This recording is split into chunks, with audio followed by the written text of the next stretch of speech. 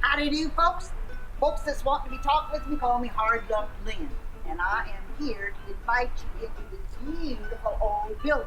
Now, before we go inside, I want to tell you just a wee bit about it, because this here was a jail. I know it don't look like a jail, but it was a jail. Now, back when Campo de Sonora was just getting its beginning, it was a wild, wild place. Well, we called it a Wild West before the West knew it was supposed to be wild. They had 50 murders that one year, 1850, at least 5. That's what they said they counted. Now, they had to have need of a jail, and they used all kinds of things for a jail, but none of it was really working the way it ought to be working. So they decided to build this beautiful building, and they got it all done in 1857. There come a fella now. He had himself a mining claim on the other side of Columbia.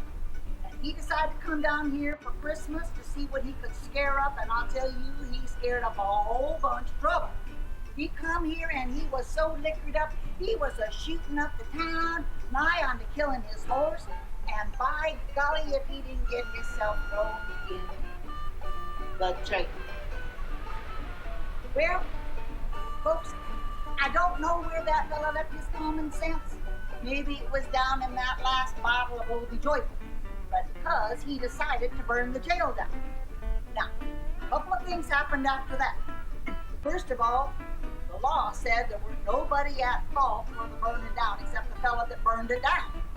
And they also said that now somebody had to stay here at the jail all the time because some of them fellas wasn't using the common sense that they was born with. Can you imagine that? So they decided to build the front section here as a home for the person who was wearing the badge. And that's why it looks different. When you walk around to the outside, you can tell what was the home and what was the jail by looking at the windows. Now, I'm going to take you inside and show you a few things on the inside. So, come on in. This front section, it don't look like a home no more. Let me tell you why. This was used as a jail up until 1960. That's when they built that new Fanangle jail just right over here, down the street a wee bit. So then this become the home of the Tuolumne County Historical Society. And what they did with this place is just amazing. Now, I've got some things that I want to show you here. If you got a question as to why your little village has the name that it has, you might want to come in here and look at this here pretty map, all about the gold. We call this the gold section, and it will just teach you all kinds of things about where we found gold and why we found the gold here. You know, we are right here in the heart of the Mother Lode. Now, some of you may not know what Mother Lode is. Mother Lode was a vein, a ridge, a quartz rock that run all the way down around what is today Highway 49.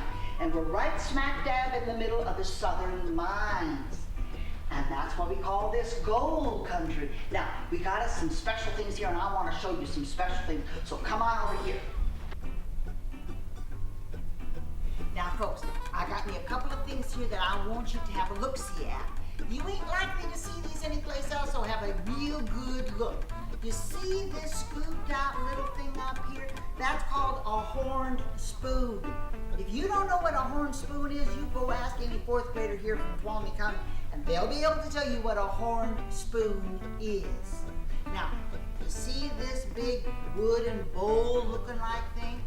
That is called a batea. A batea was used by those folks that come from South America, Central America, and Mexico to winnow the gold from the dirt. You see, if they didn't have water, this is what they used. Now, they would put that dirt in there and they would throw it up in the air and they would hope to catch all that pay dirt and they would hope that all that leverite blowed on by. What's leverite? Leverite is anything in your gold pan that ain't gold. That's why we call it leverite, because you leave it right there. Okay, come on. Now, what I want you to see here is this whole line of cells. The original jail had cells right down the center section here too, but they tore those out when they rebuilt this jail to make the living quarters out there. I do not know why. These cells are exactly as you would have seen them in their sizes and shapes. But now we celebrate the different aspects of life here in the gold rush.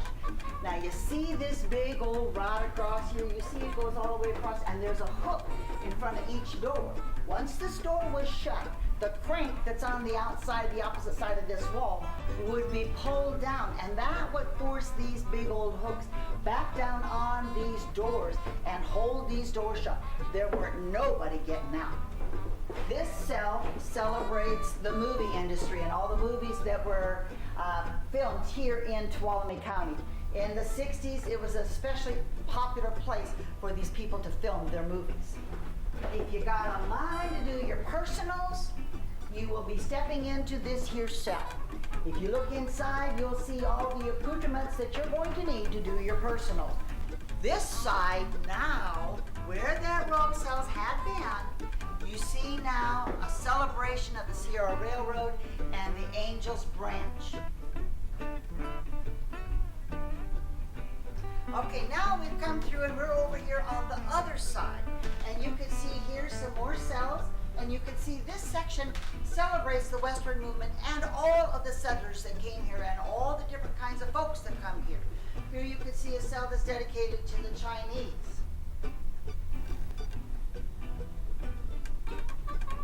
We have one that's dedicated to the African Americans that come here.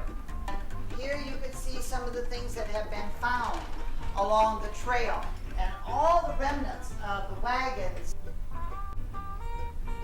Here you see displays celebrating the Miwok, who were the people that were here first, long before the miners were ever here. And their baskets. Some of these baskets, they use these baskets for cooking. Can you imagine cooking in a basket?